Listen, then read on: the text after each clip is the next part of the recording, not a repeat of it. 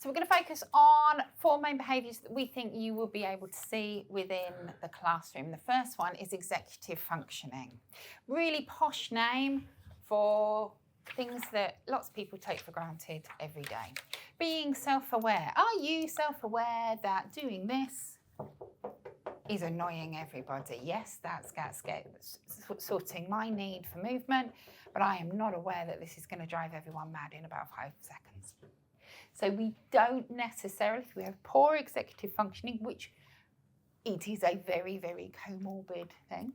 One area is self-awareness. Are we aware that what we are doing is annoying other people? Probably not. So coming back to that soldier, that student, with respect and going, actually, I can see that you're doing that. What can we do differently? You obviously need to go and have, get a drink, or do you need to move? Because there's a need to release that energy. Inhibition, that comes down to impulsive behaviours. We have impulsive behaviours because we've been ignoring that voice for quite a while, and it's suddenly getting louder and we want to ask a question. It also means that we do tend to overshare a lot. So my colleagues know a lot more about my family life and things that have happened in my past than anybody ever needs to know. If they ever wanted to blackmail me, they really could, because we have this need to be open and share things.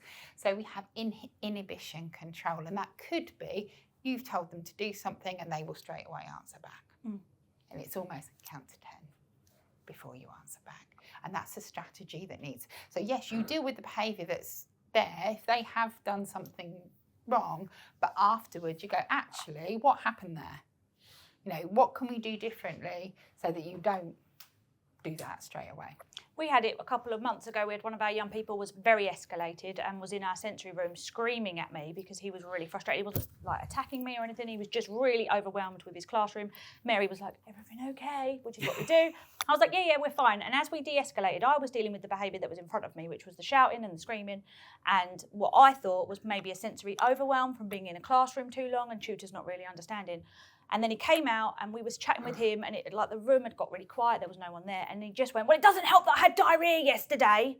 And we were like, oh. And then the amount of times we've had to change our face really quickly, because obviously we don't need to know that, but when you think about how he got to that point, he was already escalated before he came in that morning because he was worried because that had happened and he knows that's not normal for him. So he was escalated. So by the time something else happened that maybe 99% of the time wouldn't have bothered him, he was already here. But we didn't know, obviously, because that would be weird, but we didn't know that. So we were dealing with what was in front of us, and it takes a moment to step back and go, I wonder why. I quite often go, I wonder why. And then you'll get it kind of in a different way, but that comes with time with them. So these are 2 things that you probably see all the time in the classroom. You're not your working memory. So can you tell me what to do? Can I do it? Can I prioritise what I need to do? Can I sort out what I need to do in a right order? And can I do it in the right order? Probably not. You're probably going to have to help me do that, because you're going to give me this information and I'm going to go, yes, I will do that. Walk away and I will remember half of it. So I need you to tell me. Absolutely, but then might need a couple of bullet points, or you might have to prioritise it for me. You might have to say, right, I absolutely need you to do this. Then break it down. Or get them to repeat back. What did I just ask you to do? Don't do it, it's quite a quick thing, because what happens is that even if I'm really interested in you, I'll listen to what you're saying, I'll miss half of it, I'll zone out of your conversation, then I'll come back. By the time I've come back, I've realised you've moved on because you talk faster, and then I will be berating myself for missing part of what you're saying, so I'm now missing what you are saying again, and it becomes a cycle, and then I basically guess what you've asked from me a lot of the time. Whereas if you, at the end of a conversation, if you just bullet point, so as we've discussed, you're going to do this, this, and this, I go, thank goodness. Or I'm going to have it on the board, so that when I do lose track, this is what I need to do, or it's going to be on a whiteboard next to me. Something is going to be there just to prompt me and to remind me. I have issues with time blindness. I can tell you that I've got a doctor's appointment on the 25th. I know 25th is next Thursday. I have not made the link that next Thursday I have a doctor's appointment. I know those 2 facts, but I haven't been able to combine them. So there are lots and lots of phones apps out there. So if you have a disorganised ADHD, just Google organisation phone apps.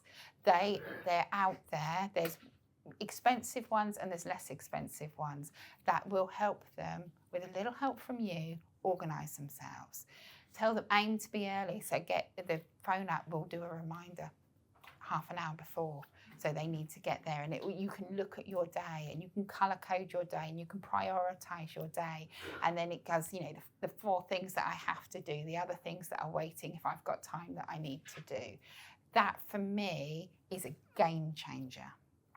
I have a book, it is a very beautiful book, but every day I write down the 4 things that I need to do, I prioritise, and I always aim to be early for things because I know my conditions affect my executive functioning. I then use that as a way of knowing when she's not okay. If she's writing on a scrappy bit of paper, because she won't write in her book if it's not what she wants for that day. So I'll be like, are you okay? You're writing on a bit of paper.